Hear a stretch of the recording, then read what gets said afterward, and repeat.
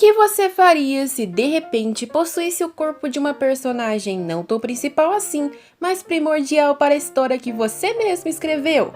Agora que a Fiona viu a Eunice, está simplesmente maravilhada com sua criação.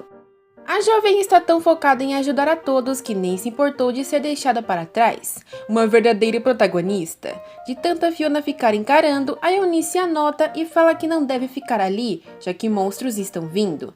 Fiona diz que está bem, e nas costas da curandeira um lobo gigante de repente se aproxima. Ela manda a criatura sair dali, olhando para a cara de Eunice, e como o monstro não recua, ela puxa a menina pelo ombro e a ordena que não saia de perto dela, enquanto manda um raio de energia mágica na direção da criatura, o destruindo instantaneamente. Depois Fiona pergunta como Eunice está, e segura essa mão, Fiona, assim você vai acabar atraindo mais uma pessoa apaixonada por você. A garota diz que está tudo bem e pergunta o nome da vilã que se apresenta. Eunice fala que seu sobrenome é Arlene e está confusa por ter sido reconhecida por Fiona antes.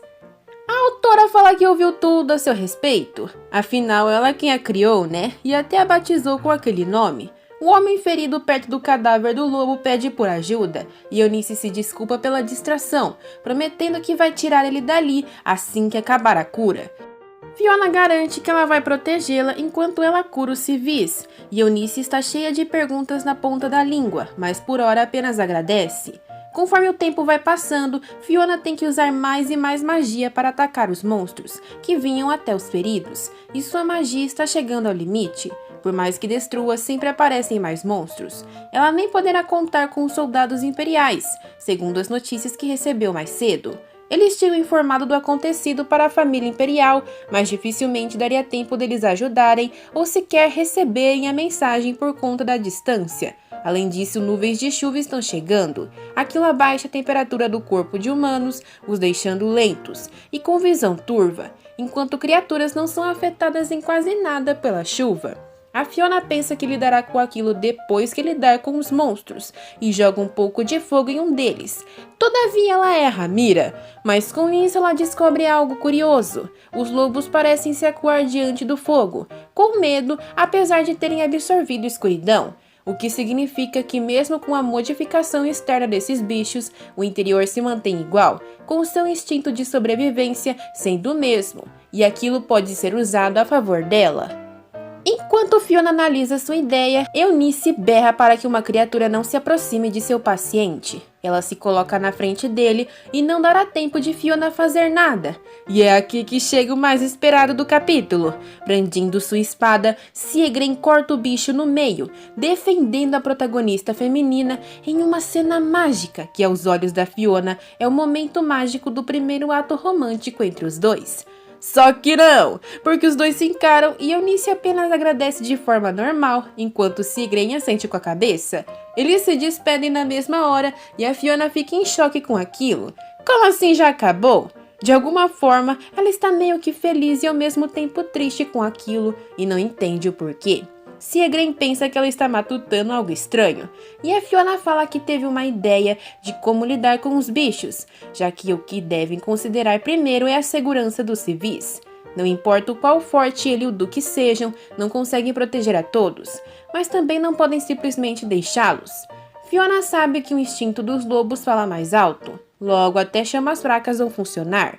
O Siegren sabe que ela tem experiência e concorda que o que quer que ela tenha pensado vai dar certo. A garota sorri para ele e diz sem pestanejar que precisam transformar aquilo num mar de chamas. Um vórtex de fogo intenso é formado e Eunice corre para perto da multidão chocada com aquilo. Ela pergunta para os primeiros que vê se a senhorita Fiona que está fazendo aquilo está bem.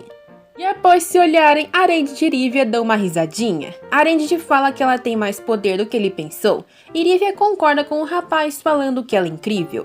Ali está Fiona concentrada com suas mãos nuas no meio do redemoinho de fogo, sem se queimar e deixando todos maravilhados. Eunice vê aquilo e pensa que a mulher está tão inumana agora que lhe assusta um pouco. Abel e Siegren observam aquilo sem receio, e Eunice considera que não se trata apenas de medo. Ela está incrivelmente fascinada, pois mesmo que as pessoas sentem aversão às coisas, elas também se atraem. Diante de todos, chocados, as brasas do cabelo branco dela se misturam à chama, mas nenhum fio de cabelo é queimado. É certo que um tempo depois as pessoas ali descreveriam a cena como se as chamas ardentes enfeitassem seu cabelo como joias. A Fiona está demonstrando algo avassalador e ao mesmo tempo ali está sendo fascinante.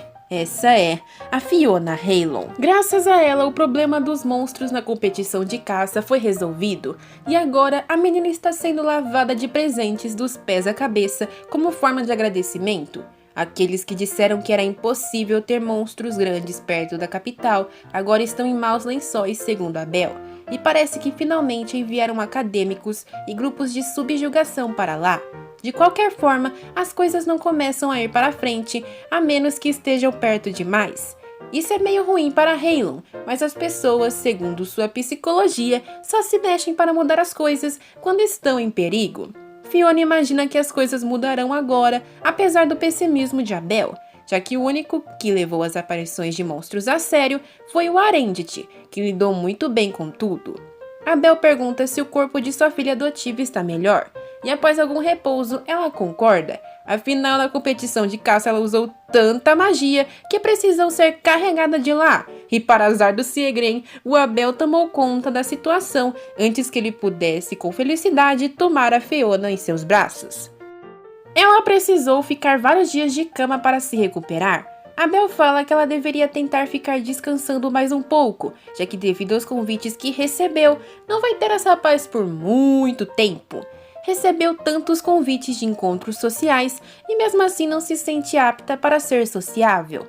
Abel fala que ela só precisa ter cuidado com as senhoritas que estão do lado da rainha.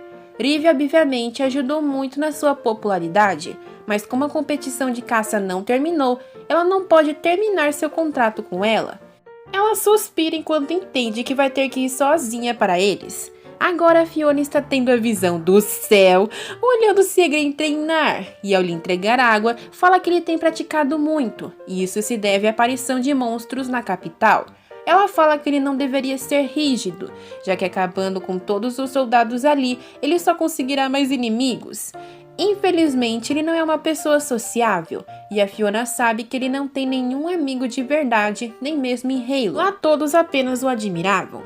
Por não ter ninguém para abrir seu coração, ela o vê como alguém solitário. E como ela é uma amiga do sexo oposto, há coisas que simplesmente ele não contaria para ela. Fiona sente que deveria ter escrito um amigo próximo para ele. Ela tenta repetir algo que já disse, mas Siegren a interrompe e fala que apesar dela querer ver sua felicidade, é impossível ele confiar nos outros. E ela não está em posição melhor para falar nada, já que não tem amigos que nem ele. É uma pessoa péssima para querer aconselhá-lo naquela situação, nem tem moral para dar uma bronca. Fiona concorda, já que precisa melhorar seu círculo de amizades antes de dizer algo. Ela fala que vai mostrar como se socializar para ele, e Siegren sabe que ela começará a trabalhar na capital no dia seguinte, já que precisa dar um jeito em todos aqueles convites. Ele manda que ela não venha no seu palácio nos próximos dias, mas não é por maldade não. Um novo cavaleiro foi designado para trabalhar com ele, um da família Aerys, uma família importante que apoia completamente o príncipe herdeiro. As intenções dele são óbvias, querer ficar de olho no Siegren, e ele quer arrumar um jeito de se livrar dele, mas não tem provas para fazê-lo ainda. Logo, por precaução, está pedindo para Fiona não vir visitá-lo até achar uma forma de tirá-lo dali. Ela concorda, pois sabe que Siegren lidará com tudo, e sente até pena do homem por ser expulso ao estilo de Halon. Enquanto isso, a pobre Rivia está sendo recebida no palácio pela imperatriz, que elogia sua beleza e fala logo na cara que ela não estar casada é muito estranho.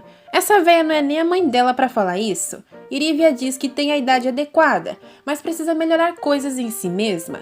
A véia pergunta na cara dura o que ela acha do seu filho Enoch, aquele metido infeliz, e a mulher precisa mentir sobre sua impressão do cafajeste. A imperatriz fala que o Enoch gosta dela e que homens e mulheres na idade perfeita precisam decidir o melhor para si. Rivia diz que concorda, mas ainda é imatura e está seguindo a vontade de seu pai. No lugar dela eu tinha mandado essa véia ao inferno. Assim que sai da sala, Rivia pensa que se tornar princesa herdeira seria péssimo, pois sua família, sempre neutra, pareceria estar do lado do império. Seu pai não vai obrigá-la a se casar, mas não sabe quanto tempo mais pode fingir estar seguindo a vontade dele. Ela precisa encontrar outro jeito, nesse caso um homem solteiro que se adapte à família dela. E assim só restam Arendt, Clovis e Segrey. Segrey não é uma opção, já que se voltar contra o trono acabaria com a neutralidade de sua família, ou seja, resta apenas o outro ruivinho. Enquanto pensa nisso, ela dá de cara com a Fiona e o Segrey os cumprimentando. O menino nem lembra quem ela é, mas a mulher diz que pensou que os veria apenas no baile da Imperatriz. Ela está se referindo ao baile mais famoso entre os jovens, onde eles consolidam seus laços como casais. Arívia questiona quem seria o par dela e imediatamente encara o Segrey, que simplesmente não sabe disfarçar nem um pouco seu interesse na Fiona. Ela faz um sinal de confirmação e fala que é bom a feiticeira não precisar se preocupar em achar um par. Ela imagina que algo divertido vai acontecer no baile e que talvez alguém já esteja preparando algo especial. O Segrey fica mais vermelho que um pimentão, enquanto a Fiona não tá entendendo nada. Segrey dá no pé dali, enquanto Arívia pergunta se ela já recebeu seu convite da rainha. Quando a feiticeira vê que ele está se afastando, ela apenas confirma e fala que deveriam se retirar. O convite da Imperatriz é algo muito importante, sendo um baile realizado no início das temporadas de atividades sociais, atrai muitos jovens entre a fase da adolescência e o final dos 20 anos, quando se tornam adultos. Muitos consolidam seus laços nesse lugar, mas a Fiona acha que isso nunca aconteceria com ela. Coitada! Segurando o convite que recebera, o Abel aparece e diz que ele finalmente chegou, hein? Ele fala sem pestanejar que obviamente o par dela será o Segrey. Isso aí, Duque! Mas a Fiona é lerda e diz que ainda não perguntou aquilo pra ele. Nesse caso, Abel anuncia que irá com ela, já que ele é a única opção se não for Segrey. Ou seja, ele aprova só o Segrey de genro. Ela fala que é descortês ter como par um parente, mas Abel diz que aquilo não importa, pois é seu pai. Quando a garota parece comovida, ele diz que pode lhe agradecer chamando ele de pai, mas ela recusa como sempre. No baile real tudo está muito requintado e Fiona, acompanhada do Duque, chama atenção assim que pisa no salão. Para começar a noite, eles precisam cumprimentar os anfitriões, embora o seu pai não goste da ideia, já que tem uma péssima relação com a família imperial. A Imperatriz fica chocada ao ver o Duque ali e pergunta quem é a dama ao seu lado. A garota faz uma reverência, se apresentando como Fiona Halon, e a rainha reconhece como a menina dos rumores recentes, estranhando o fato dela ter vindo acompanhada do seu pai adotivo. Abel deixa a menina toda envergonhada ao falar em voz alta que ainda não arrumou um par adequado para ela. A rainha diz que ele se preocupa com ela então, e logo os rumores que ouviu sobre a menina devem ser mal entendidos. Abel fala que sim, e que não deve acreditar em histórias sem fundamento, e que a gloriosa Imperatriz não deve ser enganada. A rainha fala com outras palavras mais enfeitadas que ele está sendo, como sempre, muito grosso. E o Abel responde também, disfarçando sua intenção, que ela está ficando velha com rapidez. E só a Fiona parece ter entendido a realidade daquela conversa. Seu pai é como um porco-espinho e por isso não se daria nunca bem com a família real. Isso parece um ninho de cobra se formando, e agora que o Salvador chega, lá vem o Segrey, que imediatamente é retalhado pela rainha por interromper uma conversa particular daquelas. Ele pede desculpas e, olhando para Fiona, pede para lhe conceder um pouco do seu tempo. Que fofo! Ele está tentando tirar a dama dali, mas o Abel não quer deixar. O Segrey olha novamente para Fiona e quer saber o que a senhorita quer. E empurrando o Abel para o lado, a Fiona aceita o convite sem relutância. O príncipe Segrey beija sua mão na frente de todos, dando uma piscadinha. E a Fiona fica coradinha, enquanto a cara do Abel é o melhor. A menina está sendo praticamente seduzida. Ignorando a Imperatriz, os dois saem dali rapidamente, e a feiticeira pergunta se ele comeu algo estragado para agir daquela forma. O Segrey faz uma cara de safado e pergunta do que ela está falando. Embora Fiona sinta que está sendo alvo de uma sedução, beijar o dorso da mão é algo comum na sociedade, né? O Siegren não se contém e leva Fiona até a parede. Ele fala que fez aquilo de propósito, já que os outros homens não paravam de olhar para ela. Foi por isso que se comportou daquele jeito. Vermelhinha, a menina não está entendendo o motivo daquele comportamento estranho. Ele pergunta o que ela estava fazendo ali, e a feiticeira diz que ele pediu sua ajuda da última vez. O príncipe pergunta se ela está pensando em fazer tudo o que ele pedir. Só se for algo para ajudar, né? Enquanto ele pensa, a menina começa a desabotoar seu pescoço, pois ele parece estar sufocado. Ele quer saber se ela pode fazer um favor, e quando ela termina de desabotoar, ele encosta seu rosto no ombro da menina, a deixando sem graça. Ele fala que sabe como confundir os outros, e irritado se sente desafiado a devolver tudo que ela lhe causa em dobro. Siegren diz que será realizado depois de amanhã um evento noturno no mercado, e segurando sua mão, ele pede que os dois vão juntos. Mas apenas eles, já que quer ficar sozinho com ela. Será que a Fiona vai aceitar? Saberemos em breve. Se gostaram, deixem o like e compartilhem. Muito obrigada por assistir até aqui e sayonara!